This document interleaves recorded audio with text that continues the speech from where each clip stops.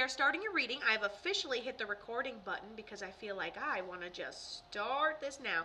So Connie tells me that she passes almost in a medical way. I feel like she's unable to communicate toward the end of her life. And she had a hard time getting around at the end. She almost looked like she passed before her time, but then she tells me, you get better, it comes and sits you down. You get better, it comes and sits you down. That's what she tells me.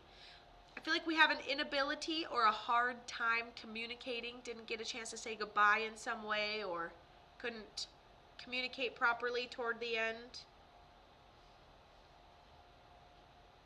Oh, I think I already said that, my bad. But whatever. If I repeat things 700 times, it's only because I mean it. That's what it means. It means that I mean it a whole lot. Okay. Let me know if this resonates. She says that we have some jewelry in honor of her memory, whether that's like a necklace with her ashes in it or something that we have that belonged to her here in the physical world.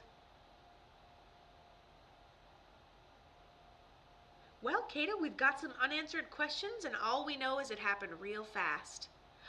And she says, yes, I have her rings. I absolutely love that. She loves that you have her rings, so confirms that jewelry that we have. How did she end up passing, Foxgirl? Would absolutely love to know.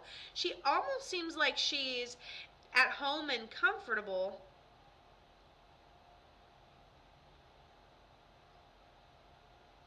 We just think we have time and it catches up to us. Oh, we're getting better. Sit back down.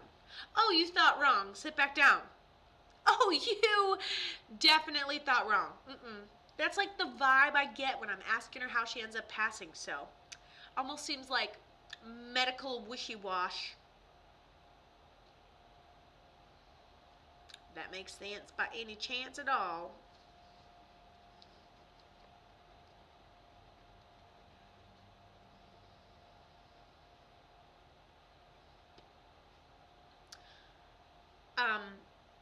And while you're responding on hopefully telling us how she ended up passing without getting filtered, you have a male over there who has horrible handwriting. And he says that she's okay here on the other side. And he tells me that he potentially served as well or had an of-service personality. It's always doing things for other people. Kind of seems a little more on the grumpy side, blah, blah, blah, blah, blah. But he's sweet if you know him. Okay, and I think, oh, this is your stepdad? I love this. So he's right there. He says that she's okay on the other side. He tells me he's okay on the other side. Everybody is connectable, okay? I would love to know how Connie and, oh, she had the C word, okay? So this means that she has that word. And you'll see it when it's on your recording, of course. And yeah, unable to communicate, passed really fast, thought she was getting better. Oh, sit back down. Thought she was fighting it, thought she was fighting the good fight, right? And then it just came over her suddenly, unexpectedly. We didn't feel like we got a chance to say goodbye, which is exactly what she was talking about. Did she pass at home or in the hospital? She said, I was pretty comfortable. She goes, my last meal was hot. That's all I can ask for.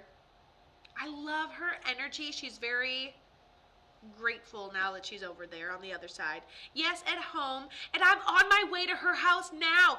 And while you were doing this, while you were saying all this, while we were doing this, I even drew a house. You'll see it in your recorded session, how I was like, you'll see it in your recorded session. I was like, I don't know why there's a house, but there's definitely a house, and you're literally on your way there right now. What a good little cauldron of magic to get your reading in, because that is beautiful. And she pretty much called you out for being on your way to her house.